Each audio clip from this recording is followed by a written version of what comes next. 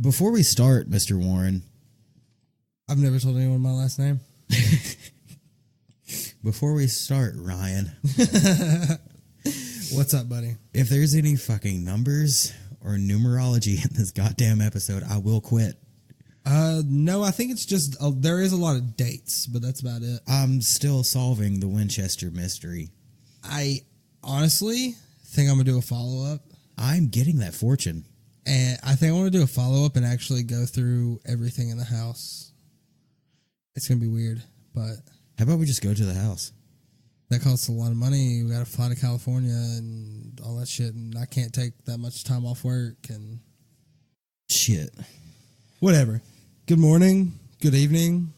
Mazel tov. Hello, everyone. Konnichiwa. We are the Torn Page. Welcome. I am a star man. Welcome, welcome. I am standing for this episode. Yeah, we moved rooms in my house. We were originally in this little tiny office, and my kid had this big-ass bedroom that she'd never used, and we asked her if we could switch, and she was cool with it. We had to get the approval of a 3-year-old? 4-year-old. 4-year-old. We got the approval of a 4-year-old. Yeah. If we could switch the rooms. Those fucking contracts were legit. Know, right? But we're in a bigger room. I have less space now, and Joseph has more space. I'm over here. He is literally on the other side of the room. I think I like it a lot. He can stand or he can sit. I am at the station with the computer. Or I monitors could just fucking lay down. Your mic wouldn't pick you up, so don't. I could just lay down. But yeah, it's kind of cool. This room's a lot cooler. Also, it's the coldest room in the house. Love it. With my computer and stuff running, my computer gets loud and hot. So like me. Let's get started. What are we talking to? I'm retarded. What are we talking about today?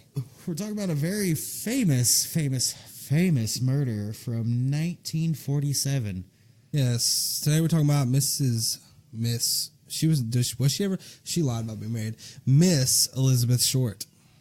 The Black Dhalia. If anybody's familiar with this story, a.k.a. the werewolf murders. Ooh. Or a continuation of the torso murders that happened in Chicago. Maybe. I'll detective my way out of this. That's a theory. But yeah, today we're talking about Elizabeth Short, the most synonymous with popular cold case ever. Still unsolved. Yeah, because the only other thing you could really say would be the most popular cold case is Jack the Ripper, but he was the murderer, not the Murdery? Victim. Murdered. Not the murdered. So, Elizabeth Short, let's get started. Let's dive into where she came from. Now, you see, a lot of people are familiar with the Black Dahlia murder. And they know the name because there's been multiple TV shows, there's a death metal band, a lot of things. It was so hard researching for this. Yeah, you Google the Black Dahlia murder and you get a metal band. I got stuck listening to an hour's worth of their music. Yeah. But I want to cite my source. I got all the information I have is from one source. It's from this website. It's blackdahlia.web.unc.edu. Okay. So this lady, let me get you her name. Her name is Morgan Korzik. In 2016, this was her final project for her honors English with a focus in law course at UNC Chapel Hill. She did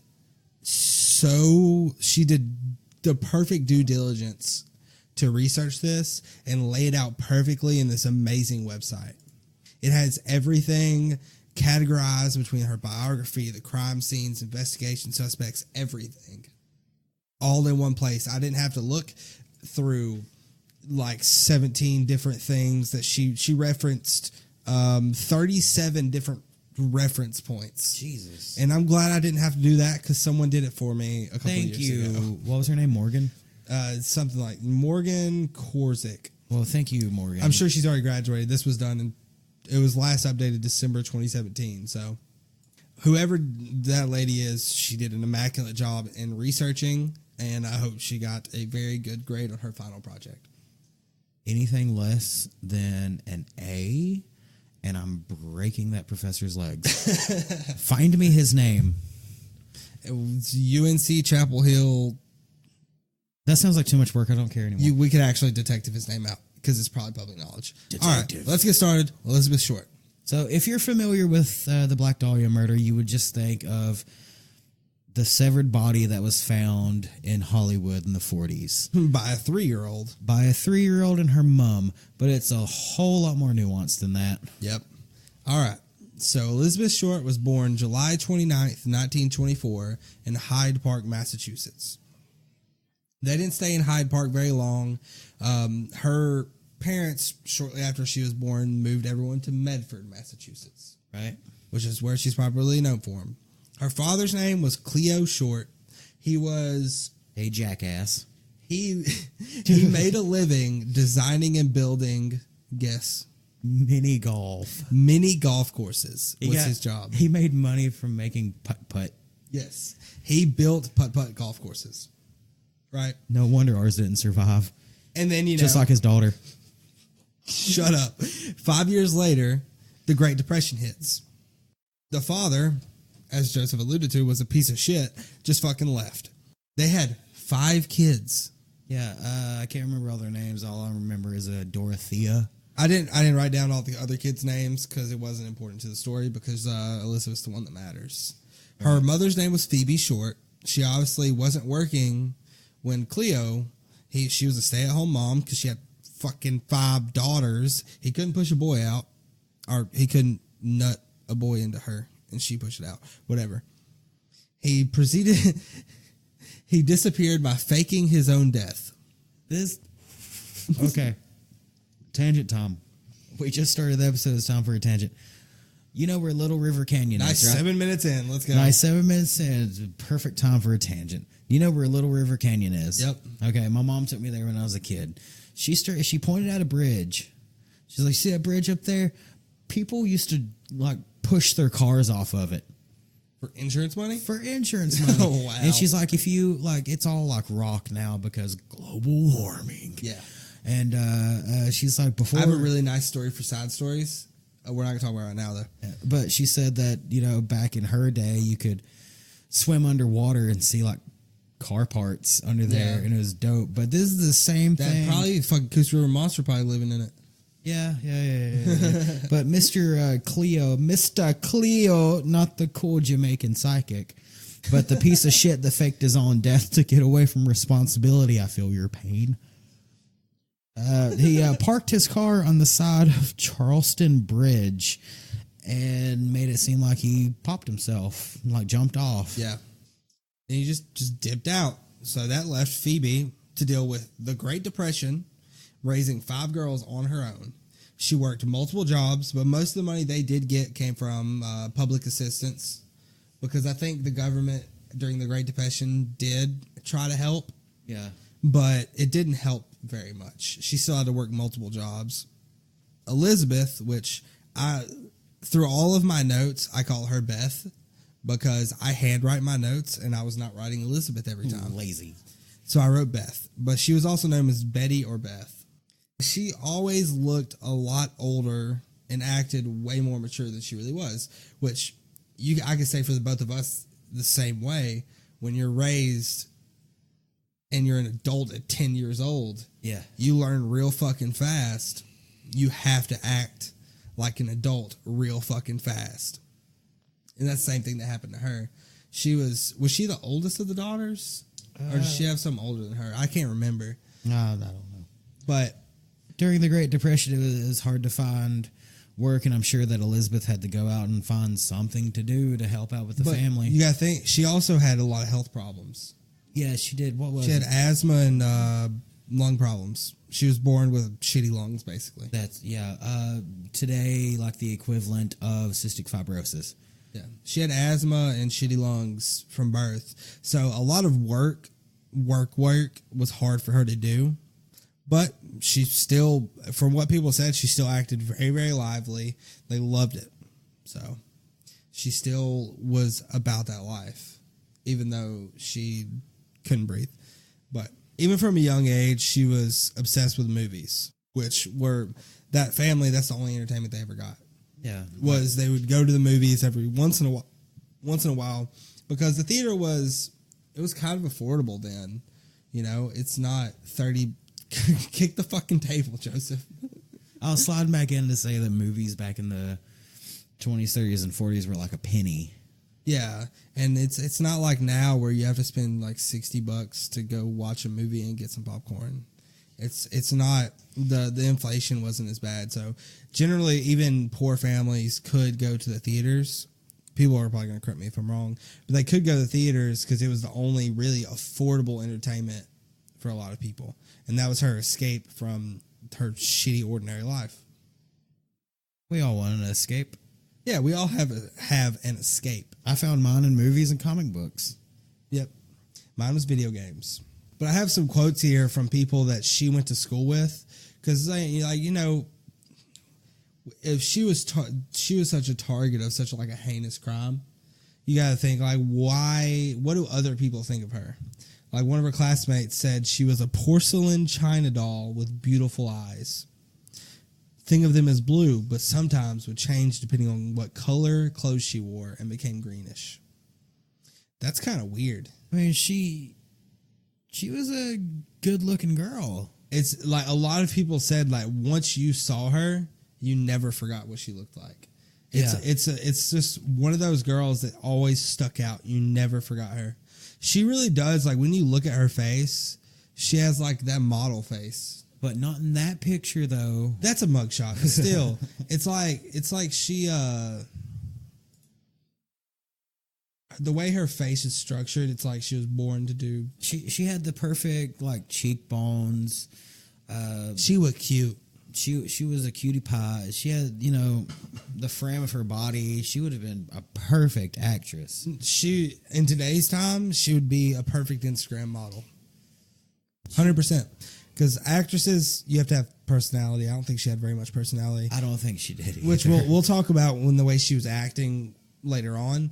But like Instagram model and being fake on the internet because you look good. Perfect. All right.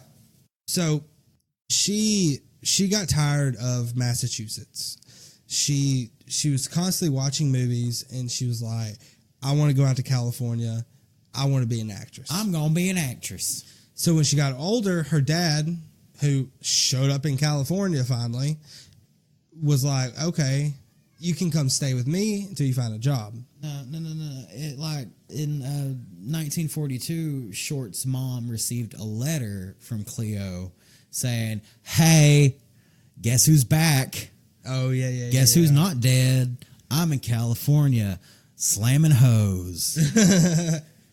And then Elizabeth... He tried to apologize and say he wanted to come home to her, but she's like, fuck off, dog. We don't want you.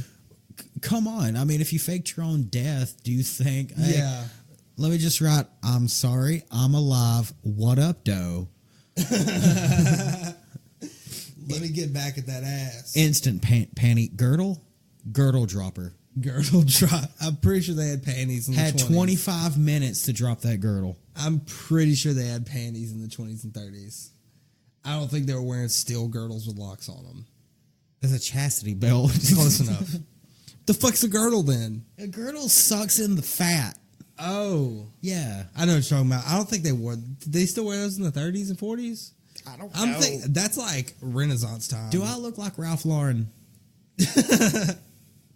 California. We're going to California. Yay. Elizabeth, she had worked jobs before in restaurants, theaters, stuff like that, but she knew she wanted to be a star. She was going to be a star if she went to California. I'm going to be a star, mommy. So in early 1943, she packed her shit and she headed to live with old Daddy Cleo in Vallejo, California. Hey, Papa Cleo, I'm here to be an actress. Well, a couple months later, he kicked her the fuck out because she was lazy. She didn't take care. She didn't clean the house at all, and she was constantly out late dating dudes, trying to hook up and whatever she was doing. She was out flirting with boys late at night, and he got tired of the shit, and he was like, "Bitch, you out, fend for yourself." So she applied for a job at the Post Exchange at Camp Cook. I guess it was a military base out there in California. Yeah, it was at, or now it's the Vandenberg Air Force Base near Lompoc. Okay, so Air Force guys. That makes sense whenever, whatever. But The servicemen quickly noticed her because she is attractive, and she won the title of Camp Cutie of Camp Cook in a beauty contest. Which, like, it makes me think of, like, wet t-shirt contests or something like that. Like, you're really gonna, at a military base, hold a beauty contest? That's a whole lot of ankle. That's kind of weird, you know what I mean? Hey, baby, let me see them wrists. Let me see your wrist. We're acting like this is the 1800s. It wasn't that long ago. Just like 80 years. How'd they have the Air Force when all they had was horses?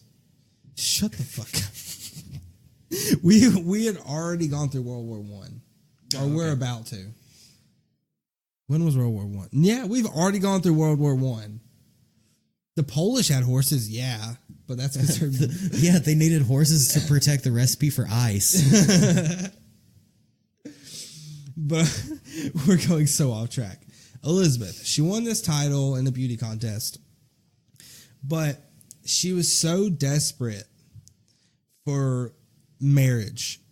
The way she acted and the way she dated, it made her seem like she was quote unquote easy, but she wasn't at all. She wanted to marry somebody. She didn't want no flings. She wanted a solid permanent relationship that was sealed in marriage. So, word spread around that she wasn't easy, and nobody fucking cared. She stayed home because they're all military men. They don't want to get married. They want to fuck. They want to fly planes. And fuck. That's it. They just want to fly planes and kiss pussies.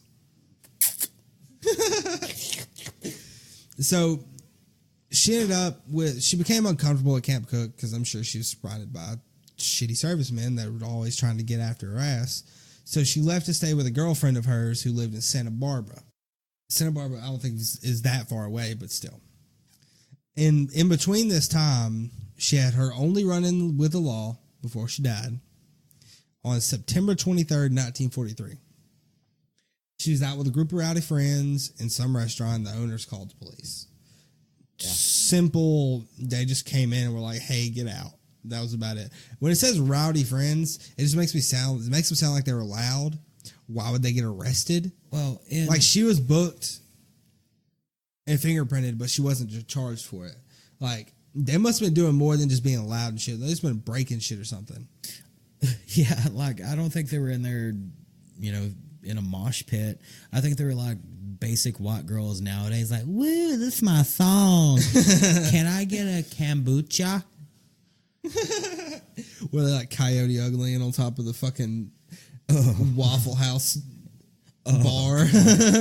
Old two-tooth Tammy up there dancing. That's what it sounds like to me. Apparently, the police officer felt sorry for her and arranged for her to go back to Massachusetts, which lasted like no time at all because she just flew right back to California, but to Hollywood. See, when she got sent back to Medford, Hollywood's where all the fakes is at. Fuck Hollywood. When she got shipped back up to Medford, hey, she's shipping up to Boston. In my head, it was kind of like planned out like a cartoon. Like she hopped off one bus and stepped onto another one back to California. That's what I thought about too. It was like, it's not long before she returned. I was like, yeah, she probably wasn't there long at all. Oh, look, Medford, fuck this shit. And this time she went to Hollywood and LA. So things ramp up a lot. That's where you go to become an actress. Wait, so she didn't go to Hollywood after Medford. Yeah, she returned to California and went to Hollywood. No, she went to Florida. That was later. Oh. Your timing's off. Yeah. Okay, so she goes to Hollywood. She went to Hollywood. So she was in LA. She met a pilot named Lieutenant Gordon Fickling. And she fell in love. He was the type of man she had been searching for and quickly made plans to marry him. However, her plans were halted when he was shipped off to Europe. Kind of sucks when that happens, doesn't it? That's why you don't fuck with military men. Well, off to the next flyboy. Yep, that's exactly what happened. She took a few modeling gigs, but she still felt discouraged with her career. So, this is where she went to Miami. At first she went back to Medford to spend the holidays with her family. because this was right around December. And then, instead of going back to California, she went to Miami to live with some relatives. And this is where she began dating again. Only servicemen, marriage still on her mind, and guess what? What? She fell in love with another fucking fly boy. Another fly boy. A major. Major Matt Gordon. He promised to marry her after he was sent to India. But guess what happened? He got deployed. He got killed. Oh, okay. Same thing. In action, leaving her heartbroken again. Oh. And this is where I start to realize what kind of person she was. Really, what kind of person she was. Because after he died, she had this period of mourning where she told everyone that they were actually married and she had a stillborn baby with him. That she had a baby that died at childbirth and they had gotten married, which neither one were true. Confirmed. She also told friends that Gordon had written to propose a marriage while he was recovering from injuries from a plane crash in India. Yeah, he promised her he was going to marry her when he got back from India, but he died in India, so he didn't get to marry her. Can you imagine that? Like, she accepted it, and then he died in that second crash, August 10th, 1945. She just like, I do. Okay, babe, I'll be back. Yeah, that's got to suck. Okay, honestly, do you think these dudes are offing themselves? Come on. The first one didn't die. He just got shipped off to Europe and never showed back up. I would say the same thing. He comes back later, though, so... He comes back later. Hey, you won't get married? No, I'm going to go to Europe. But yeah, it kind of does bother me that she started saying all that bullshit. Like, it really kind of showed... I don't know if just that was her way of grieving. I guess it is. Everybody grieves differently. Yeah. But, I mean, don't say that you had a baby that died in childbirth. Don't do that shit. That's don't lie about that shit. Fucking shady. Don't lie about that shit. God, you're a piece of shit if you do that. But she started recovering from her mourning, so she wanted to return to her old life in Hollywood, California. Huzzah. So she started contacting her old Hollywood friends, one of which was the boyfriend from before, Gordon Fickling. She saw him as a possible replacement for her recently dead, soon-to-be husband, so she began writing him and met up with him in Chicago when he was in town for a few days. And obviously, she fell fucking head over heels in love with him again and agreed to join him in Long Beach. She was taking her talents to Long Beach. Shut up. Before she went to California to continue. Bruh, she has the same story as LeBron. Oh my God, she does. No, deadass. Almost. She went to Chicago for a few days, took her talents to Long Beach, and then went to California. Confirmed. Only thing difference is Chicago and Cleveland. That's the only difference. Confirmed. LeBron killed Elizabeth Short. He literally went from Cleveland, took his talents. Well, South Beach, not Long Beach, but whatever. I'm retarded. Sorry. One of the beaches. It was, yeah, okay. I'm making myself laugh. I hate myself. All right. She agreed to join him in Long Beach before she moved back to Cali to pursue her dream of being in the movies. Okay. She left LA on December 8th, 1946 to take a bus to San Diego. Before she left, she had been worried about something. She had been staying with Mark Hansen, which is a very, very influential figure in this whole entire story. So remember that. He said this when he was questioned a couple years later by the lead investigator. And the lead investigator, Frank, was like, while she was living at those apartments, she came to your house and got mail. And he said, I didn't see her, but she was sitting there one night when I came home with Anne about 5:30, 6 o'clock, sitting and crying and saying she had to get out of there. She was crying about being scared, one thing and another. I don't know.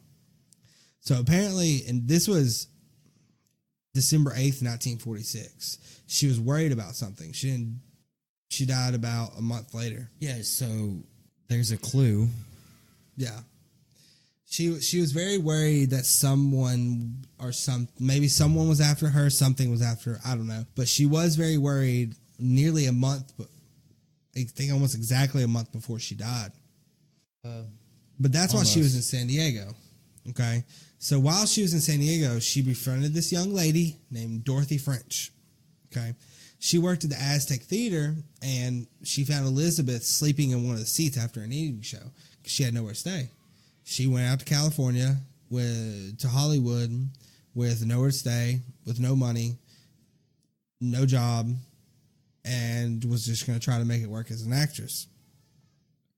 And that's what she told her. She told Dorothy, I want to be an actress, but there was actor strikes going on at the time, so it was really, really difficult.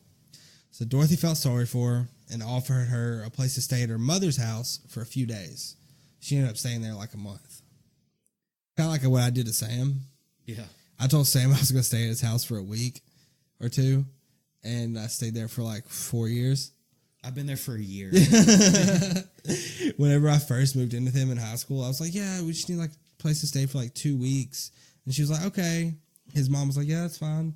And I just never left. So that's what she was doing for a while. She was living with the French family, her friend Dorothy. She did very little housework, which pissed him off. And she continued her late night partying and gallivanting around, dating boys and stuff. Dilly-dallying. And that's where another man in this story, there's a lot of men in this story that she enamored with. Fucked. Maybe. I don't know if she fucked all of them. I don't know if she was like that. But this was a man named Robert Red Manley. He was a salesman from L.A. who had a pregnant wife at home. He did admit he was very attracted to Elizabeth, yet he claimed that he never put his penis inside her. So I don't know. He said he never slept with her, but maybe I've said that little shit before, cunnilingus or something. You know what I mean? Maybe. I don't know. Bush. He was cheating on his wife either way because he was spending more time with Elizabeth than his pregnant wife at home. Listen here, Robert Red Manley. I don't know. It's kind of If you're sketchy. listening, if you're still alive, He's not. if you're listening, I'm coming for you. We do talk about ghosts all the time. I'm coming for you, Red. You, me, this Sunday in the cage.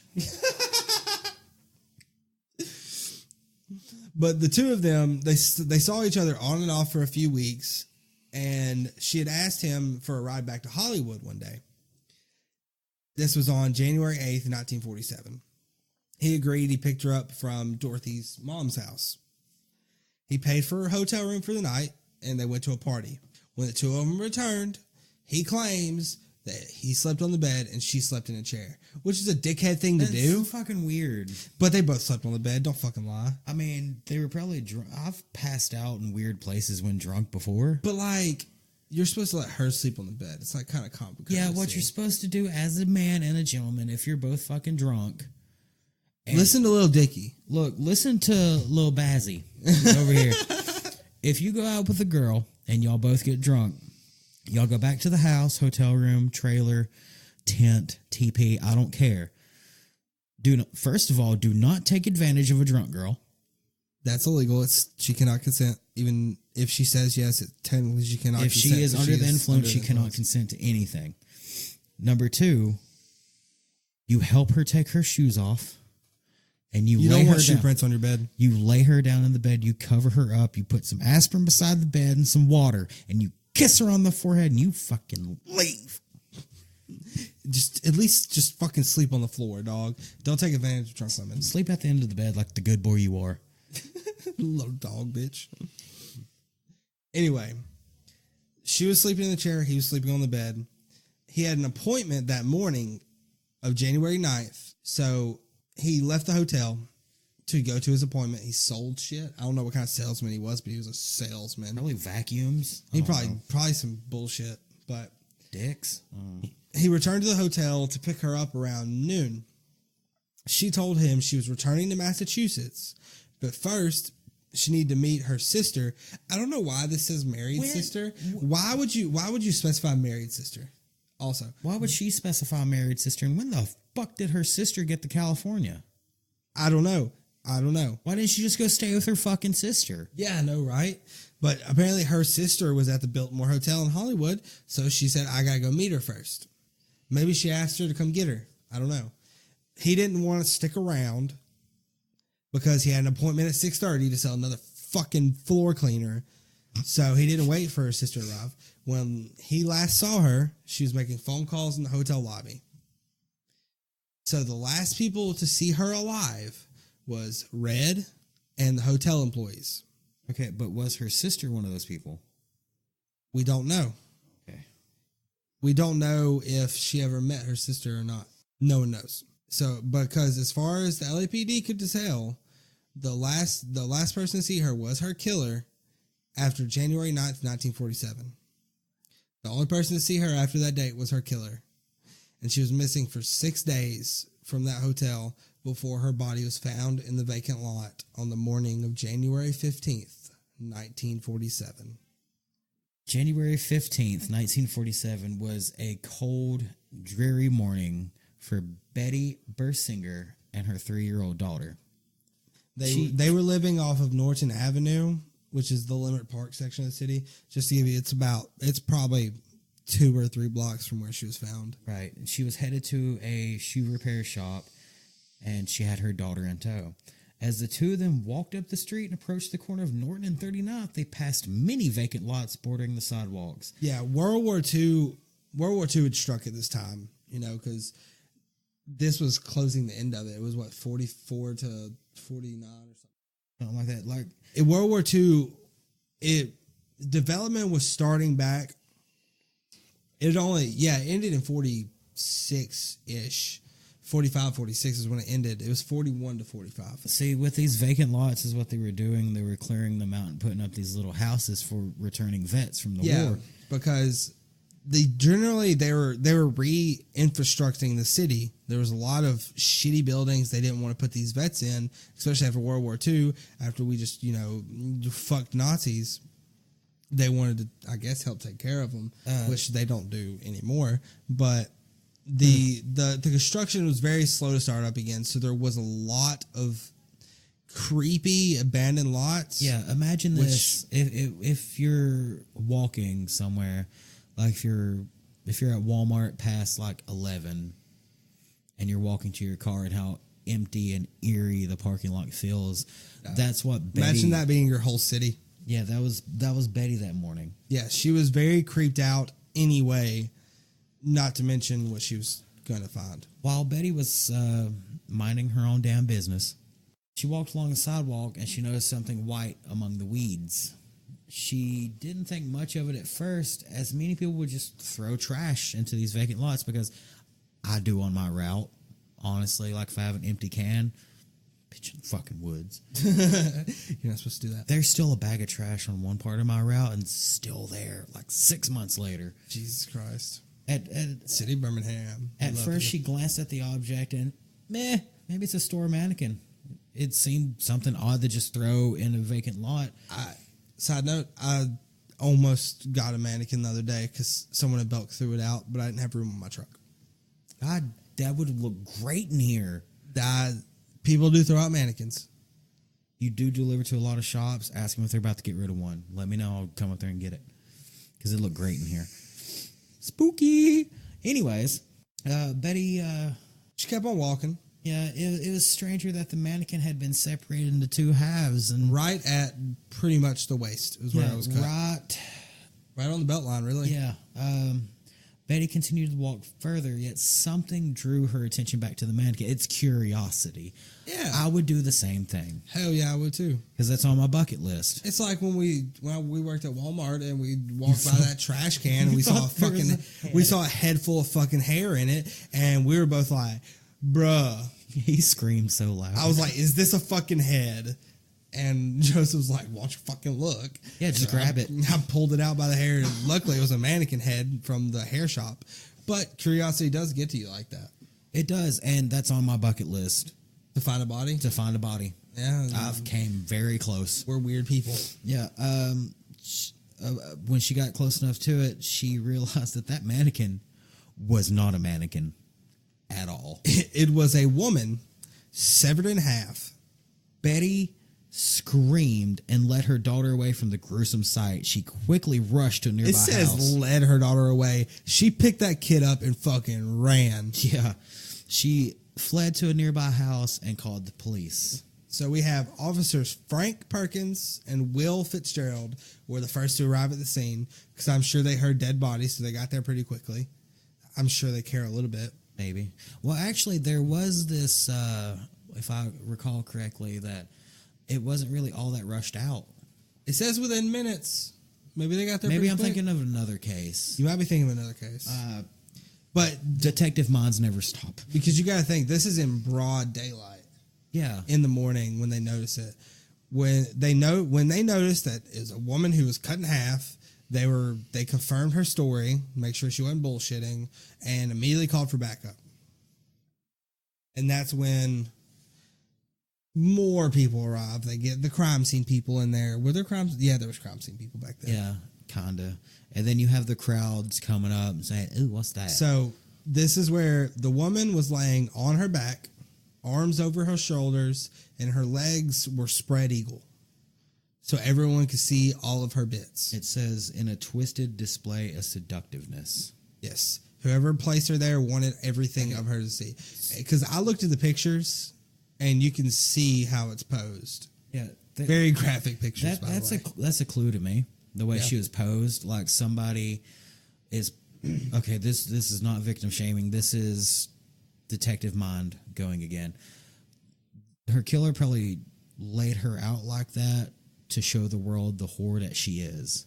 Yeah, it's kind of the way that a lot of prostitute killers and what are they called? Like what they consider themselves like justice killers or whatever. Yeah. They feel like they're doing the world a justice by getting rid of these filthy whores off the planet, in their own words. Respect sex workers. Yeah. So there were cuts and abrasions all over her body, and her mouth had been sliced from ear to ear. Also called a Glasgow smile. Or a Cheshire smile. Or a Chelsea grin. Yes. So investigators believe she was tied down and tortured due to the rope marks. She had rope marks on her wrist, ankles, and neck, and her body had been cleanly sliced in half just above her waist. And here's where shit gets real. There was absolutely no blood present on her body, in her body, around the grass beneath her. She was killed somewhere else and completely drained of blood like a deer.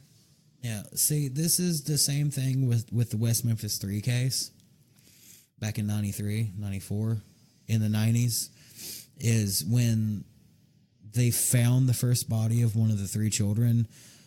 People were just like, boom, right to the Robin Hood Hills. Yeah. And they're trampling shit. And this also happened here in 1947 at the scene of the Black Dahlia murder, because people were just walking up to the body, looking at it, walking away, and stepping on shit. Yeah, so this is where you have the LAPD. They obviously have investigated homicides, but with how crazy this one was, it was top priority. So Captain John Donahoe, I swear that's how it's pronounced, assigned 2 senior detectives, Detective Sergeant Harry Hansen and Detective Finis Brown. By the time they received their orders and arrived to the scene, news had already spread, and the crime scene was covered in reporters, photographers, curious onlookers, and the detectives were pissed because no one was doing shit. Civilians were walking all over the crime scene. There was no yellow tape. Half of the officers didn't know what they were dealing with, so they were just trampling evidence, which luckily I think no evidence was really destroyed because of this, because whoever the killer was didn't leave shit, didn't mess up. But still, it's such a problem that now people understand, but back then they didn't get how DNA evidence wasn't really a thing at all. No, it wasn't until like the 80s, 90s. No, it was like the father of DNA helps. We're actually going to talk about the story one day, but it was like mid to late 90s. Yeah. Here, a quote from Detective Lieutenant Jesse Haskins describes the condition of the body when he first arrives. Yeah, he was one of the first to arrive. The body was lying with the head towards the north, the feet towards the south. The left leg was 5 inches west of the sidewalk. The body was lying face up, and the severed part was jogged over about 10 inches. The upper half of the body from the lower half. There was a tire track right up against the curbing, and there was what appeared to be a possible bloody heel mark in this tire mark. And on the curbing, which is very low, and there was one spot of blood, and there was an empty paper cement sack lying in the driveway, and it also had a spot of blood on it. It had been brought there from some other location. The body was clean and appeared to be washed. You'll see a lot of killers doing this with bodies or their victims by doing what they need to do, like their torture and kill, and then they'll wash the body and redress it. Yeah. Because they feel like it's some mentality in the psychology or the psyche of a killer that they need to take care of the victim. But at the same, maybe, but this, I think this is different. I don't think it's that he was trying to take care of her. I think that it wasn't someone that was a psychopath, more sociopath. I think it's more of someone that knows that they need to make sure they can get away with it, and they leave nothing behind. But this, because you have to remember, even this early in serial murderers, these people, a lot of these killers understood how to get away with what they were doing. Even though DNA evidence wasn't a big thing or anything, they still knew that. My question is, what was he doing with the blood? Yeah. That's a big question. There's a huge chunk of time missing from this girl's life. 6 days. 6 days, yeah. 6 days. She was last seen on the 8th. She was found on the 15th. So really 7 days. Yeah, almost. And there's no telling when she was picked up. There's no telling when she was murdered. Well, you can tell by the condition of the body of how long the body has been there. Yeah. She was literally found the morning she was dumped there. Because you have to understand, if you look at these pictures, hold on, let me look at the pictures real quick and die. You can keep saying what you were going to say. Like with the positioning of the legs, you know, they literally spread eagle. Yeah, they do look spread. If you look at one picture like the one you're looking at, the uncensored one right now, which is very graphic, so disclaimer, if you want to look it up, it's terrible. I'm used to this shit. Some people are not. This body was put, you have your main street, you got 6 inches of grass, you have a sidewalk, and then you have the vacant lot. So the body is literally 2 foot off of the road. And I'm telling you, when I say she is right next to the sidewalk, she is right next to it. Her left foot is literally 2 inches from the sidewalk. This person, this young lady, was put there to make sure she was found in the way she was found. It's like she was on display, like, hey, look what I did. But the way the legs are out, you can tell in 2 different pictures, like the first crime scene picture, that they're wider out. But when she's covered with the blanket, it seems like they were closed a little bit. Yeah. Which doesn't make any sense to me because it was the early morning. It was January. Even though it is California, it had to be a little bit cold out there. 60s, if you're lucky. Yeah, but rigor mortis is set in. Yeah. I'm thinking that when she might have been out there a lot longer then. Maybe like middle of the night. Because rigor mortis is 6 hours? Somewhat, depending on the condition of the muscles and the climate or environment. You know she ain't had no muscle. See, thick forearms. What I'm thinking is, Joseph made a jerk off motion, by the way. That's why I said that. Anyways, the way her legs are, I'm thinking Detective Basil is on the case. We haven't even got to the theory part, and you're already throwing theories. Here's another theory. Nerves. Nerves here. Okay, around your waist, you got nerves. Yeah. You have nerves in your entire body. Was she alive when she was severed? No. Okay, good. They know for sure. The mortician says she was not. So the blunt force trauma was probably what? I'll go through her death certificate in a minute. Okay, well, even though if you're already dead, you sever a nerve, you still have electricity running through your nervous system after death. It's called it's there's a term for it, the energy that you dispel after you pass away. Gorgon, I can't remember. Orgon energy. Fun fact, you lose 6 ounces of weight after you die. Nice. What I'm thinking is when she was severed, the twitching from the legs may have positioned it, and then they just set from rigor mortis. No, I think that she was displayed the way she was displayed for a reason. And also the other theory is he just dropped her, he unraveled her from whatever the fuck she was in, and it was just like crack. Yeah. I feel like she had been probably dead. There's probably no more rigor mortis. She was probably all loosey-goosey. Let's get back on track, Joseph. Sorry, detective. Okay. So when they found her body, they while they were investigating the crime scene, they transported her to the morgue. And LAPD wanted to identify her as quick as possible. So they lifted her prints, and they needed to send them to the FBI headquarters in Washington, D.C. However, in D.C., there was very severe winter storms at the time that would delay it up to a week, which was far too long for them, because that's way too much time to waste in a homicide investigation. Yeah, because the first 48. Oh, yeah, that's what I was say. The first 48 is the most, it's crucial. So this man, his name is Warden Woolard. He's managing editor of the Herald Express, which apparently is a really big newspaper at the time. Huge newspaper. He was like, okay, we'll help the LAPD out. They just bought a new technology called a sound photo machine. Did you know what that was before you heard me say that? I've heard it before. It's like the precursor to CODIS. It's a fax machine. Yeah. A sound photo machine is a fax machine. Why you have to say sound photo, I don't know. Because nobody figured out, fax. Yeah. So he believed that he could use the fax machine to send the fingerprints over to the FBI. So they're like, okay. LAPD was like, okay, fuck it, just find out who it is. So they sent them the first time. They couldn't read shit because I don't know why. So they were like, okay, reverse the prints, make them negatives, and they blew them up to 8x10s. That's smart. So a whole sheet of paper, basically, per print.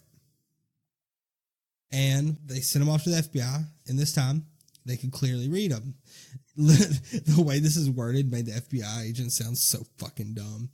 They were just like, so that they had to make it large enough for the FBI agents to clearly read. They're specialists. They're not third graders. Pop quiz. What does fax mean? I don't know. Facsimile. Finger guns. The FBI was able to identify the victim as 22-year-old Elizabeth Short. And as far as they knew, the last place she resided was Santa Barbara, and the last place she worked was at Camp Cook, which had been a couple years. Which, the underage drinking charge she got was unfortunate, but it really helped out. Yeah, if she would not have gotten hit at that restaurant, they would have had no clue she was. This would be a Jane Doe from hell. Yeah, she would be a Jane Doe her family probably could have recognized her. Well, the way she was bouncing from city to city to city. Yeah, it would be very hard. But she did call her sister. Because you got to think the last thing she had on record was her living at Santa Barbara and working at Camp Cook. That was like right when she first moved to California with her dad in September of 46. She would have not have been a Jane Doe because her married sister was at the same hotel and she was using the phone. She called somebody, probably said, I'm going here. She never showed up. They got no caller ID in 47. Well, hey, it's Elizabeth. I'm going here. If she's told her. All right. The coroner's report. What you were alluding to earlier that I'll explain now. The coroner was examining the body, and it revealed, the autopsy results revealed multiple lacerations to the face and the head. There was no sperm present on the body because it had been washed clean inside and out. There were numerous cuts in a crisscross pattern above her pubic area, and her pubic hair had been removed by hand. Most of the damage seemed to have been post-mortem, including the severage of the victim's body at her waist. and the official cause of death was hemorrhage and shock due to the concussion of the brain and lacerations of the face. Okay, so with hemorrhage and shock, she got the shit beat out of her. I'm deducing that she was alive when she got the grin.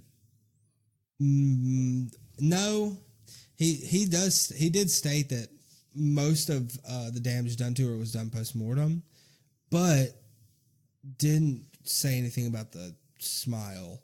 I don't know. That kind of leads you to think they were from, whoever the killer was, from the UK or Europe, like Yeah. someone Yeah, just got back from. yeah, because the Glasgow smile or the Chelsea grin or whatever, it at this time, the only reason people knew about it was because of gangs in Europe. That's why it was called the Chelsea grin. There was a gang in Chelsea they made it popular, but maybe she did die from that. I don't know, because it was hemorrhage and shock due to concussion of the brain and lacerations of the face. A cut is a laceration, right? Yeah. So maybe that is what killed her. Maybe they did do it while she was alive. Crazy. There had to be some torture. Oh yeah, she was bound for days, is what they said from the rope marks. Oh. So the investigation begins. The Herald Express, the newspaper I was talking about earlier, apparently they had breaking information on the case. And the LAPD had to identify the victim. However, their relationship got a little rocky. William Randolph Hearst, which is the owner of the Herald Express, he was rich as shit, and he had a lot of good reporters. And he was willing to share this crucial information to the LAPD for a price. He proposed that the Herald Express would continue investigating clues and would be granted exclusives, and the LAPD would have access to all of their information as long as they got exclusive to whatever happened. Yeah, they were the first to They were get the the first one fucking to put it out. story. Yes. And it's LAPD Captain Donahoe was not especially happy about it, but he needed help. Yeah, I mean, With a you didn't case have like this, you need everything you you can didn't have get. a fucking choice. So Wayne Sutton, which is a man that worked at Hilton Express, was assigned to locate Phoebe, Elizabeth's mother. So he quickly found her out in Medford and was instructed to give her the news of her daughter's death. Well, he pulled a little trickaroo on her. The old Kentucky bait and switch. He knew he had to get information out of her first, whatever he could get. And if he would call her and led with, hey, your daughter's dead, she would be freaking the fuck out and wouldn't tell her shit. So he lied and said that she had won a beauty contest in Los Angeles, which technically she did, but not in this specific case. And Phoebe loved talking about her beautiful daughter and told Sutton everything he knew. Everything she knew, I mean. Every question that he asked, she answered it. But once he got all his information, Sutton's boss was like, hey, you still got to tell her that she's dead. Hey, your daughter won a beauty contest. Yay. And she's dead. Oh. And whenever he finally came out and told her, she freaked the fuck out. She would not believe him at all. The LAPD had to contact the local Medford police, and the local police had to go to her house and tell her, hey, He ain't lying, dude. she is actually dead. We found her. I don't know if they went into detail, but they did describe that she is actually dead. No, you never go into detail with a victim's family unless you are at station. Okay. Yeah. They had to send local cops there to tell her in person the story before she would believe it. I understand that. And they kept looking for different tips and clues and stuff. The Herald Express opened up phone lines, all that kind of stuff. And they kept getting shitty reports and tips, anonymous, as usual. People But- looking for reward money or some shit. They did get lucky. They got one anonymous caller that told reporters that she used to keep photos of herself and her friends in a trunk. And that trunk had gone missing when she was coming from Chicago to L.A. with an old ex-boyfriend of hers.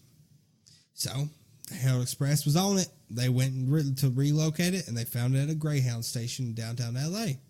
Now, they have photos of her, photos of herself, her friends, her lovers, and they can finally illustrate her story, which sells more newspapers, granted, but also does help the case also.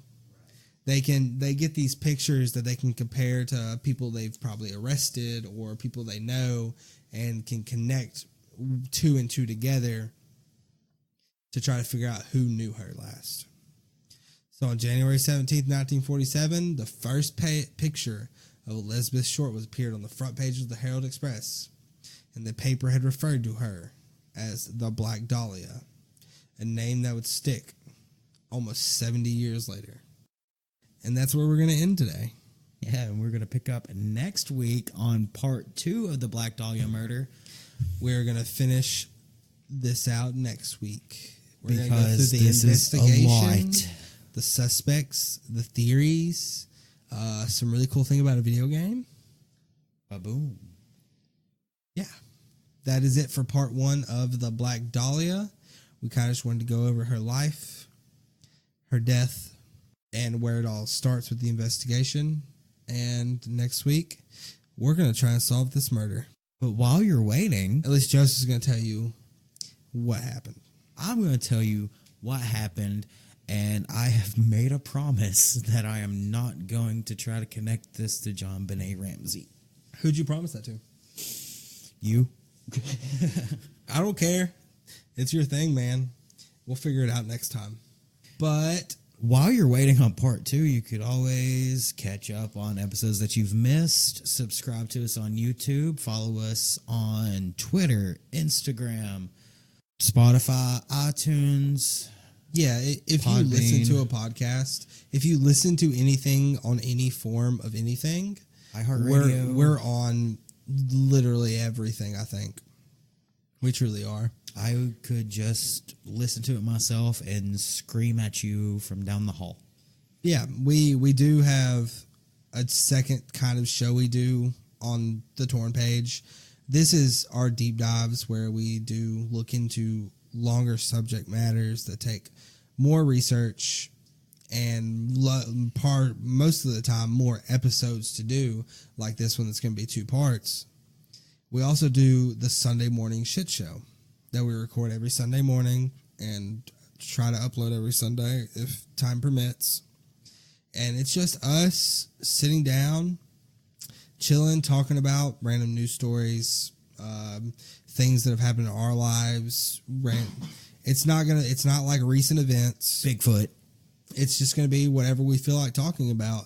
And it's fun.